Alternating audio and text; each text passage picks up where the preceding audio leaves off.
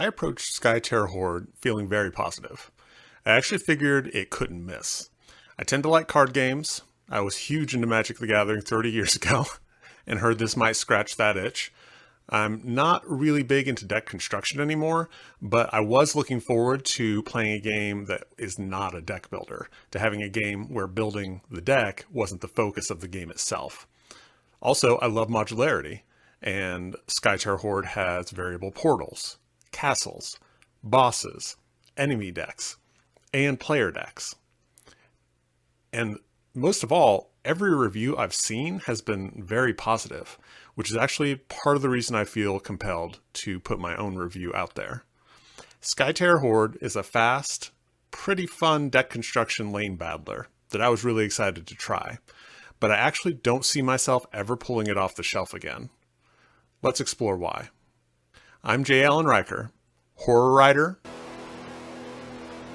and board game enthusiast, and this is my review of Skytear Horde. Eventually, I'm going to compare this to Marvel Champions because for me, it's that comparison that takes this from an okay game to a game that I won't play again. But let's discuss Skytear Horde first in its own right. So I mentioned that the game has quite a bit of modularity. Not all of it feels really different, but I think that the alliance decks do, and they are the best part of this game. You choose an alliance deck, and it kind of represents you in this conflict. They each have abilities that tend to show up regularly on their creatures, and their spells synergize well with those abilities, and each alliance feels different. The best strategy to pursue with each alliance is pretty obvious. You're not going to be confused how to play them after your first game with one. Probably you're going to have a pretty good grip on how to play it just a few cards in, honestly. But I think that that's a good thing here. It makes it easy to pick up and play, and it's a lot of fun to just play them in their different ways without a lot of mental strain. So, for example, there are the green allies are these jungle warriors. They have abilities that let you ping minions so that you don't have to dedicate as many allies to fighting them in the lanes. That's not going to make sense right now, but it is actually really useful, and we'll get into that a little later. There are blue Nordic warriors who are able to heal and generate mana.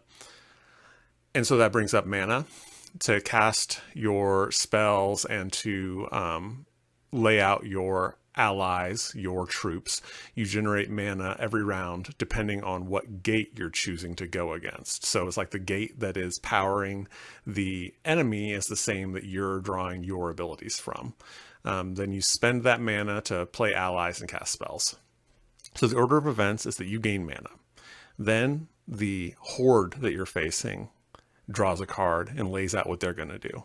It's either going to be a monster or a spell most of the time. Then you're going to get to maneuver your allies around and play new ones using that mana that you just got.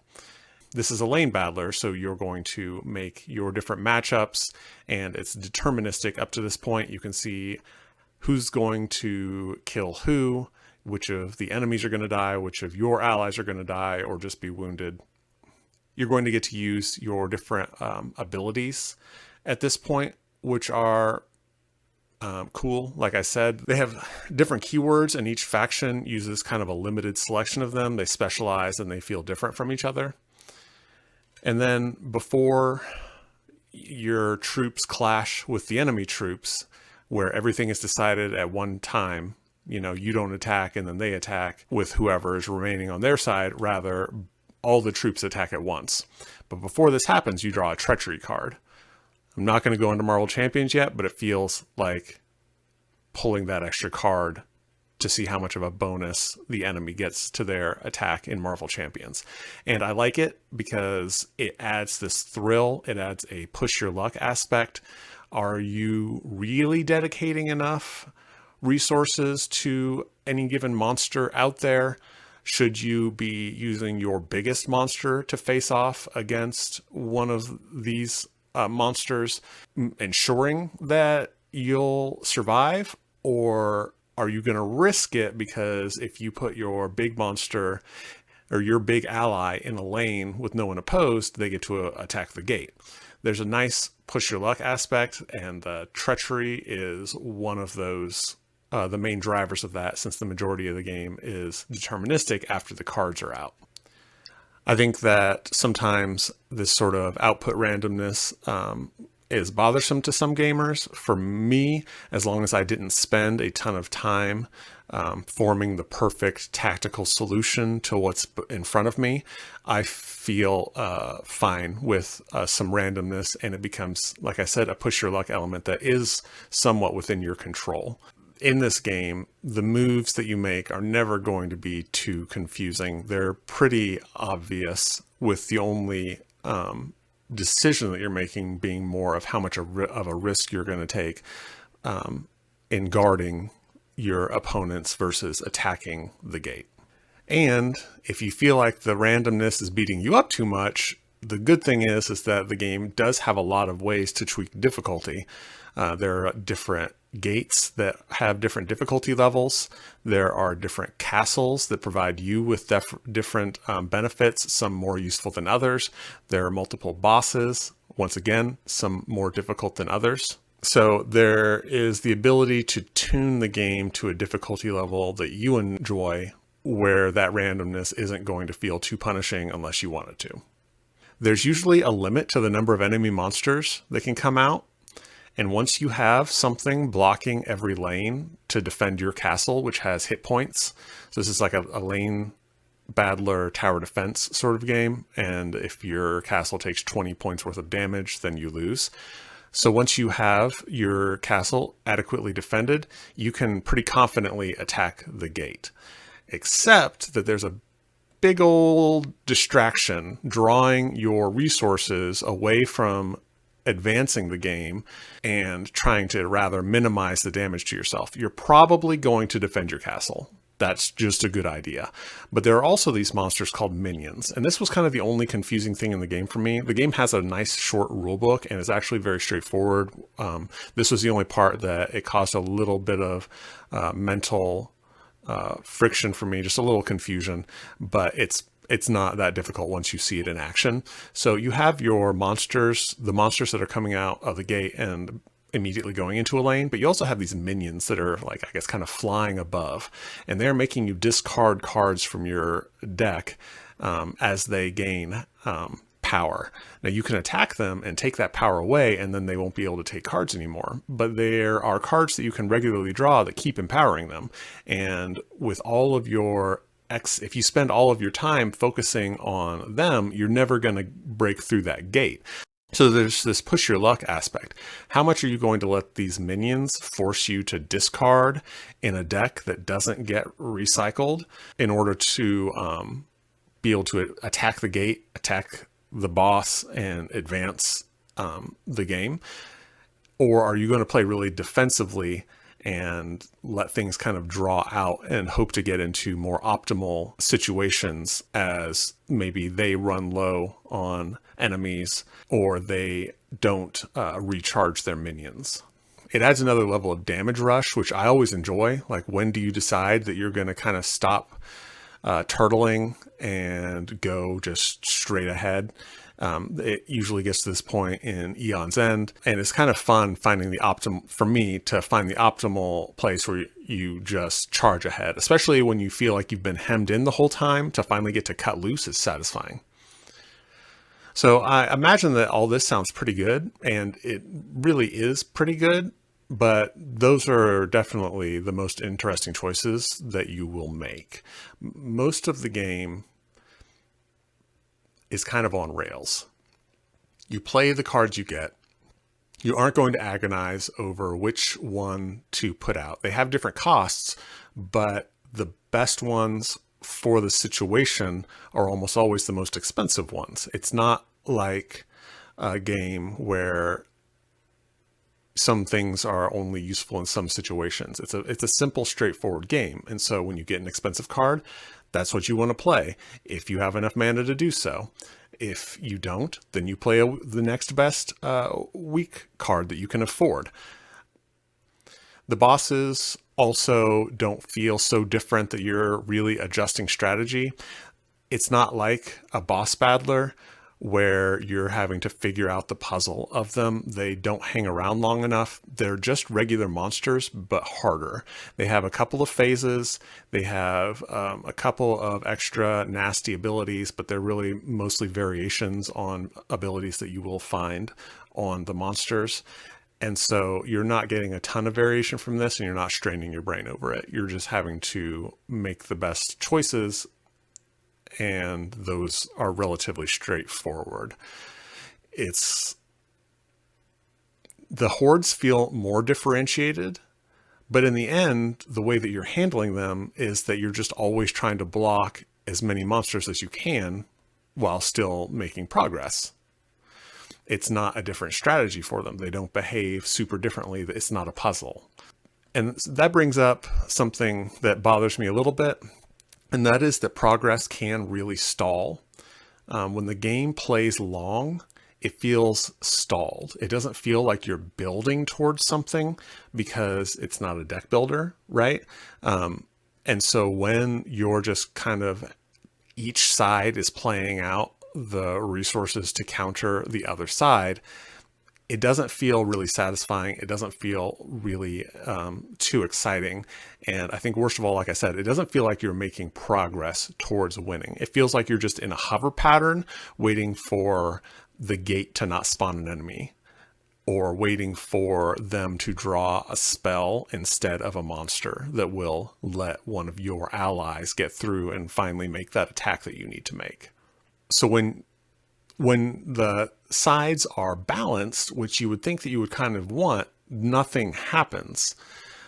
It's when it goes out of balance that one side can win actually very quickly. Like, things can go downhill really quickly, or you can wipe them out really quickly.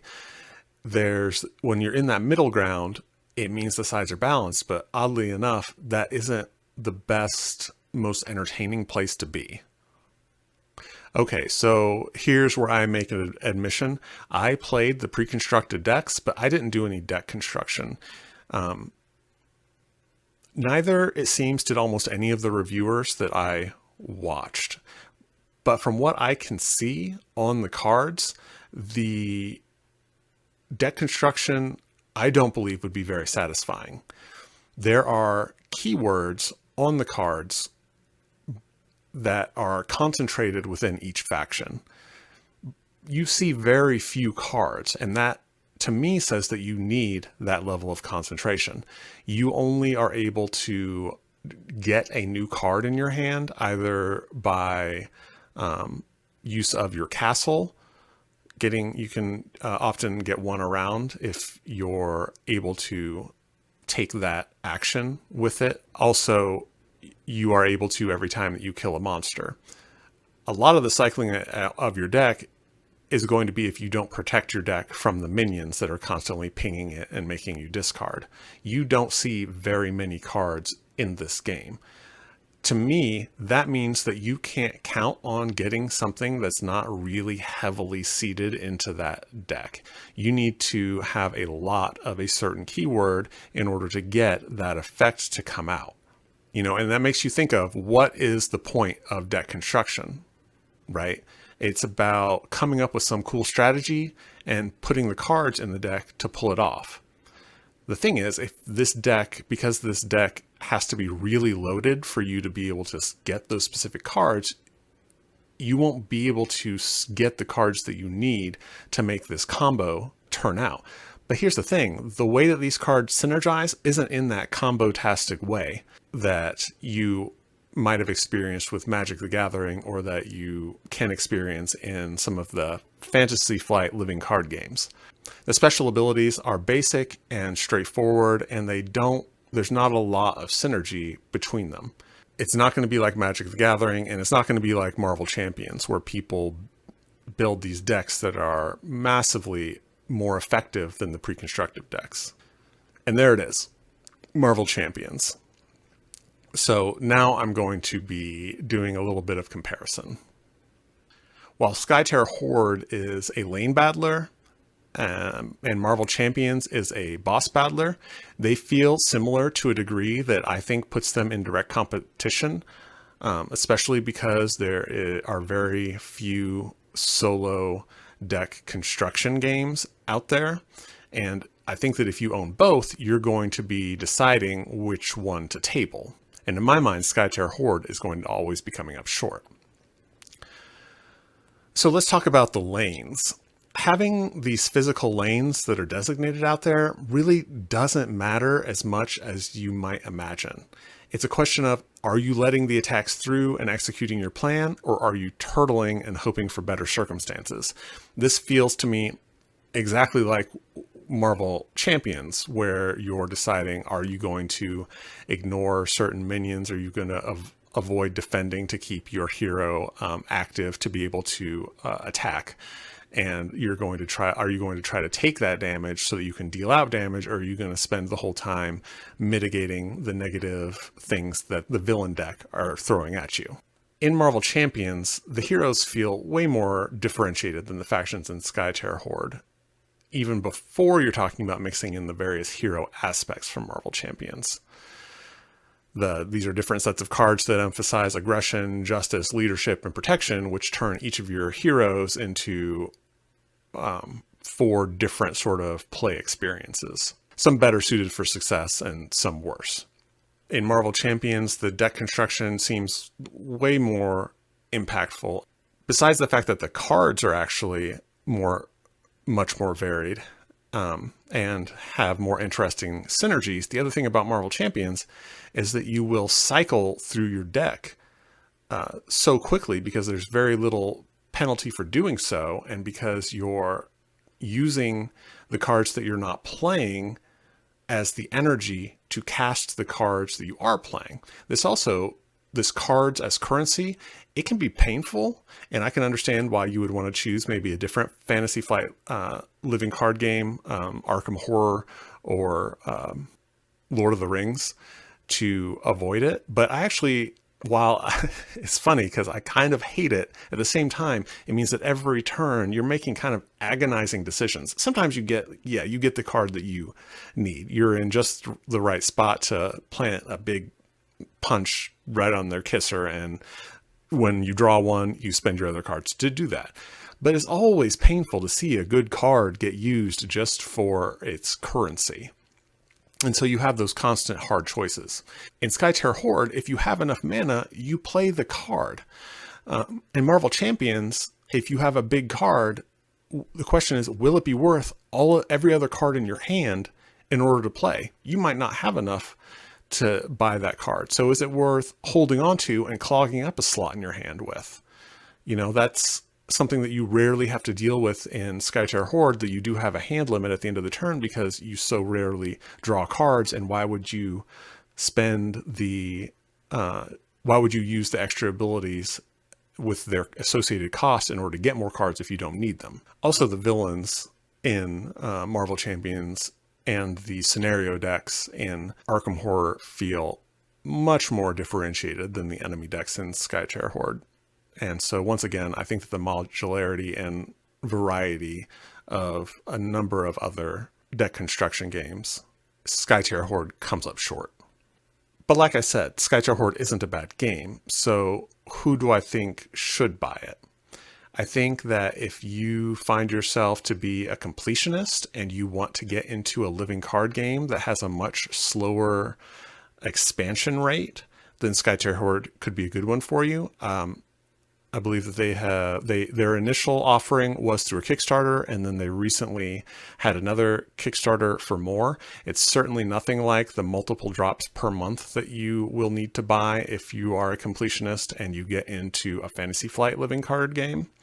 I know that I'm mentioning Fantasy Flight a lot, but it's because the solo player deck construction space is so limited. In fact, I think that you see more conversions of single player deck construction games to cooperative / solo than you see original deck construction games. I could be wrong though, but it just seems like I know for definite fact that they are much less common than solo and co-op deck builders. If you find the idea of managing physical lanes to be really fun, then Skytear Horde could be for you, for sure. It made less of a difference than I thought that it would, but if you like the idea, then it might work for you. If you want like a fast playing card battler to complement your meatier living card game of choice when your brain is just tired and you want something that almost plays itself, then there is a space probably for this game in your collection. But I would say only if you can get it on sale, and we'll come back to that. I would be remiss in acknowledging that a lot of people seem to find this game to be a lot more fun than I do. Plenty of people find it fun, and you might be one of those people. I do think that if you ask them, is it the deck construction game that they're going to pull off the shelf if they already have a favorite, I have to believe that Skytear Horde would probably lose that competition pretty frequently. And I am trying to be mindful of not owning games that I'm not going to play because there's just a better option that I already own and love. I'd like to get deeper into my favorite games rather than casting a really wide net. Another reason that Skytear Horde might be for you is if you're really starved for deck construction games and you think that you can work something out of this here. I'm not seeing the big synergies.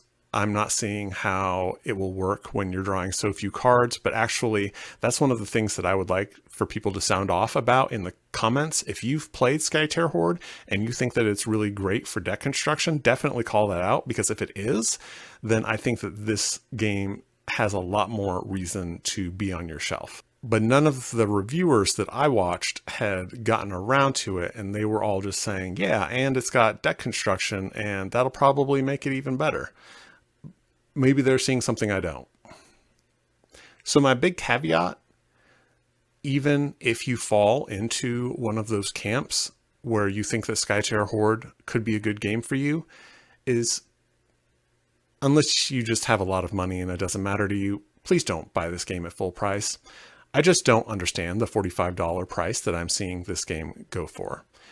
This game had a Kickstarter that was pretty successful, and I think that the second one was also successful to absorb the development costs. The price should reflect that, and yet somehow you're getting 3 factions and 3 hordes, and you're paying for ground floor potential. You're only getting this much. This is 234 cards and a mostly empty box.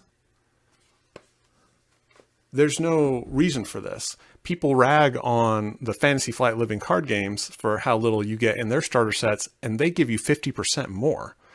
I got that for $20, USD. I think it's worth $20. I think it might be worth $25. So if you do want to get it, look out for it on sale. I don't know how often it goes on sale, but like I said, I was able to snag it for $20. For me, that $20 is still a wasted $20 because I only have a limited number of plays a year, and I can just tell this is not going to be the game that gets them. Even if I get sick of Marvel Champions, which I know people do after hundreds of plays, I'm hoping that better deck construction games come up to fill the gap. And I'm interested in Ashes Reborn, Rise of the Phoenix, Red Reigns, which turns that system from a multiplayer head-to-head competitive game into a cooperative game. I'm usually leery about things like that. It seems like a really big change, but people report that it's really great. So that is something that I would like to try in the future. It does have then a more expensive price tag because it's got the base box, and then you've got the individual decks, and then you've got the cost for getting the expansion that essentially makes it soloable. So in Skytear Horde, you might pay $45 for it, which seems to be about the same price that Marvel Champions goes for. And yet Marvel Champions gives you 50% more cards. It gives you 5 heroes instead of 3. It gives you 4 aspects to multiply those heroes by, and it gives you 4 villains instead of 3. Even if you feel that the fun is equivalent in Skytear Horde, the value just isn't there. The modularity isn't as high, it's not as differentiated, and they don't give you as many options. So that's my review of Skytear Horde. To sum it up, it's a pretty good game that doesn't really have a space in my collection because it's never going to make it to my table over its competition. If you've played Skytear Horde though and really like it, I would like to hear from you in the comments, especially if you really like it because you got into the deck construction and find that satisfying. If you could just drop a note letting people know that that can be the case, that would be great. And if you maybe like it because maybe you do like the more on rails play, or maybe you feel like that's not the case, or then again, because I hear so much positive stuff about Skytear Horde, I would be interested if you've tried it and found it kind of lackluster. Drop that in the comments too. People need to know about these things, and I think that this is an area where this game is getting more positive coverage than it warrants. Anyway, that is it from me. I hope that you have a great day and keep playing solo.